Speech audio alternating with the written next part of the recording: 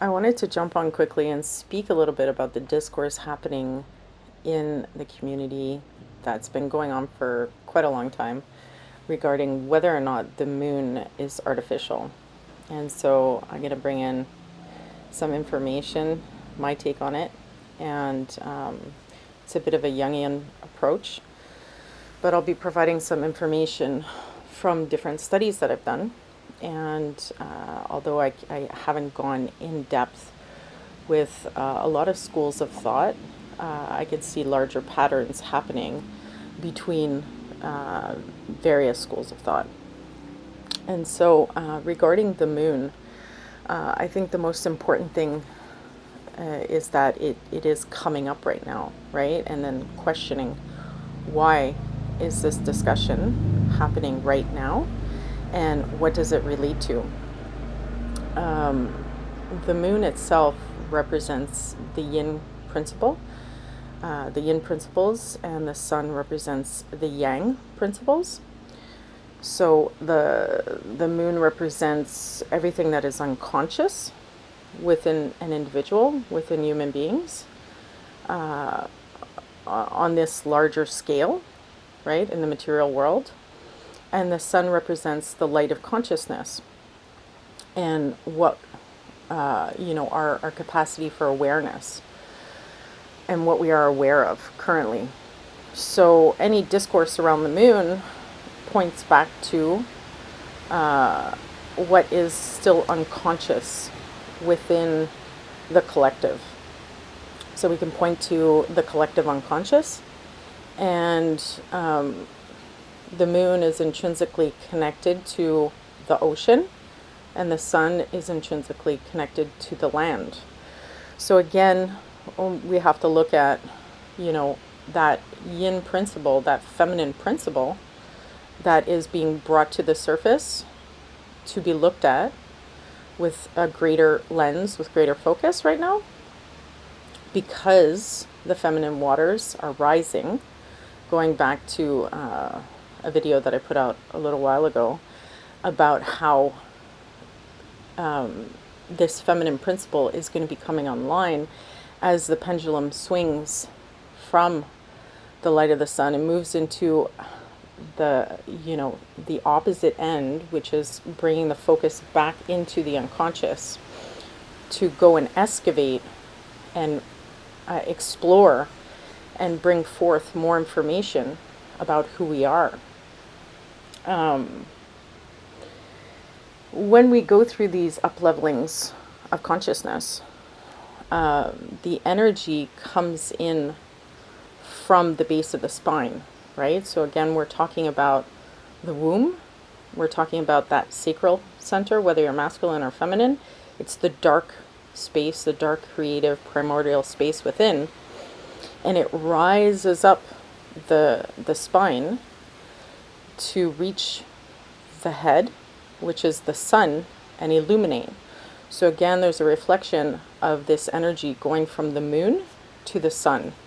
So this conversation comes up to address, to bring the focus and energy back into the unconscious, so that we can have that awakening of awareness rise back up through humanity.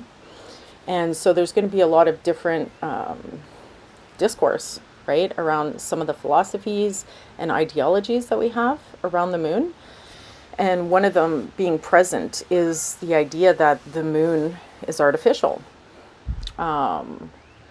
So this goes back to Gnostic teachings, where, we are really meant, everything in this world is something that is holding us back from reaching our true divine state. And I tend to go with the principles of Hermeticism, which is, everything within this universe, everything about nature is intrinsically already illuminated, and it's just, they're tools, right? We're all working with these natural elements in this natural world to bring forth greater and greater consciousness, the more we can break down our disconnection to them. And so I think the idea that the moon is artificial is really coming from this place of a fear of the unconscious, a fear of going into that dark space. Because if you've ever gone deep sea diving or simply just snorkeling in a deep lake, there's an eeriness to it, right? There's a fear around that darkness that you can sense when you're swimming in those depths. There's an unknown factor that is undeniable, and that is the power of our unconscious. That's the fear that it can invoke within us, is the fear of what we don't know. People generally tend to fear the unknown, right? And this is what causes a lot of conflict, confusion, and war in the world, is simply the fear of the unknown, the fear of the other, right? The fear of what's unknown within ourselves. And so, the ocean is quite vast, right? And it's sort of a world apart from the waking life on land. And there's many creatures within the ocean, especially the depths, that we still haven't even identified. We don't know what they are. They're a mystery to us. And we know that there's so much more to explore. But it is a world apart from this waking life. So I feel like this feminine energy rising is bringing to the forefront all of the blocks that we may have, that are present in society, in our discourse and our ideologies about our relationship with our own unconscious. And it represents an up-leveling of humanity's consciousness and awareness. And I don't know if it's men in particular who have this idea that the moon is artificial, but I feel like there could be something that's coming from Gnosticism there, ideologies that have been taken on and incorporated into people's worldviews, but then also the simple fear of their own sheer power of their inner feminine and their own unconscious aspects of self, right? So I think this discourse is quite positive. And as this energy, the feminine, is the ocean, is the depths, is the moon, as all of this comes to the forefront and this energy starts to rise up from the belly of the whale, up the spine, from the darkness of the lower centers into the higher centers of awareness, we're going to have more and more discourse, disagreements, and conversations around what the moon truly represents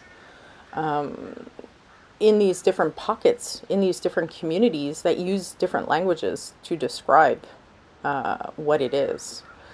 I think there is a truth because when people don't understand things, when there's an unknown, they bring forth, we create meaning, we create stories around it. So we have to not always take things so literally. We have to look at the stories that are coming forth as metaphors to deeper truths. And so the moon being artificial, for me, is a metaphor to understanding that we don't have a healthy relationship with our unconscious, right? And if we look at the state of the world, we could say that is true, right? Because if we are all in healthy relationship with our unconscious, we would be healing global issues way quicker. So that is just pointing to that truth. And so it isn't necessarily a bad story. It's pointing, it's a story that's pointing to a greater truth about our relationship to these unseen parts of self, and the hypnosis and the sleep, humanity being asleep to its own power, its own creative potential. And I think women don't relate to that story as much. We feel it in a different way. We have a different type of story in regards to the fear of our own unconscious, which comes up primarily through the body because we are intrinsically physically connected to the moon and the yin principle on a physical level with our menstrual cycle. And how it shows up for us isn't so much, the men are very, it's an intellectualized story, creating meaning around that fear. Whereas with women, it's a sensorial, it's a somatic story, and it's the story of our relationship to our menstrual cycle and a relationship to what happens within the body, right? So the pain that people can have around their own menstruation cycle, which is pretty ubiquitous. Not everybody experiences pain, but some people experience great pain. And I'll bring in, for me personally, it was a complete disaster for the first 20 years of my life. The fear around it, around my own unconscious, and how that showed up in my body during menstrual cycles was tremendous, right? It was excruciating. So I think for women, we have to address it. We have to address that fear through our relationship to our menstrual cycle, what's happening in our physical bodies during that cycle.